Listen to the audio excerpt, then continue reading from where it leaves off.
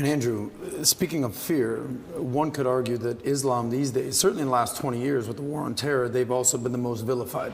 Absolutely. Right? So, you know, everything that we've seen happen with extremism and everything that's going on all over the world, how are you grappling with that? You've been a Christian for years now, Islam, everything. And you know what, that's such an interesting question, because when I was younger, especially when I was an atheist, I would sit and think, people are really doing terror attacks and doing all this crazy stuff because, you know, they're upset over a cartoon. That's so stupid. And nobody should kill anybody. Nobody should kill anybody. Charlie Hebdo, everything. Yeah, nobody should kill anybody.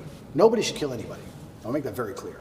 But also part of me is now saying, why would you want to insult the prophet for billions of people? Why would you want to do that? I'm not saying I don't even want to make the argument against free speech. I'm not even saying you couldn't be allowed to. This is a sensitive subject. I'm just saying, what kind of person wakes up and thinks, I want to do that? I don't know. I just don't think that's a healthy mindset. Like when I see these Satanists, and they're, especially in America, and they're doing, let's keep it on Christianity, these Satanists, and they're dressing up Jesus as gay and all this stuff, like, that's not done in any kind of good faith.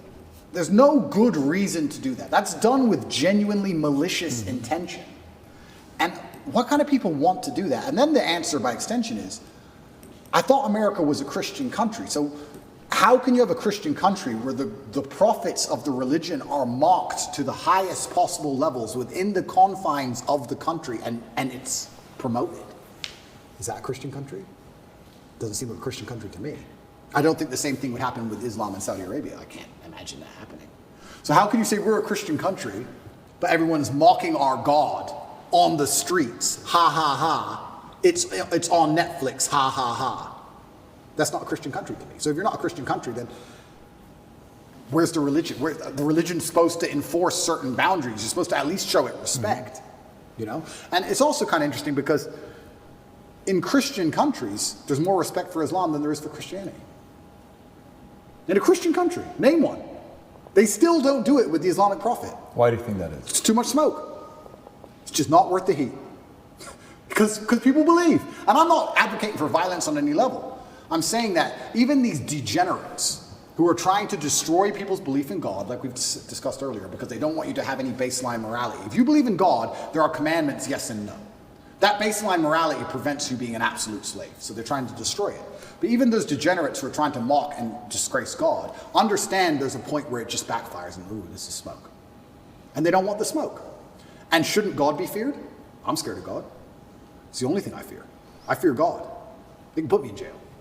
I know I'm telling the truth. God's on my side. I fear God. So God should be feared. So once again, does anybody fear the Christian God? I haven't seen anybody scared of him in a long time. And it's kind of crazy because it's very interesting.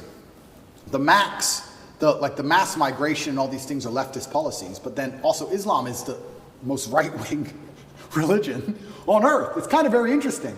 I grew up in England, and I grew up in Luton, which is a town which is mainly Muslims. It's a huge Islamic community. And there was a bunch of English people who were complaining about there's too much immigration, we're losing our culture, and I understood their point absolutely. But these are the same people complaining about all the left-wing LGBT in schools and all these issues. And I was like, the only allies you have against this are the Muslims. They're the only allies you have in any of this. The Christians don't protest against any of this stuff. There's very few Christians who will get up off their ass and complain. In fact, I saw on Twitter yesterday, one of the churches was lit up in rainbow. I have nothing against gay people. I don't care.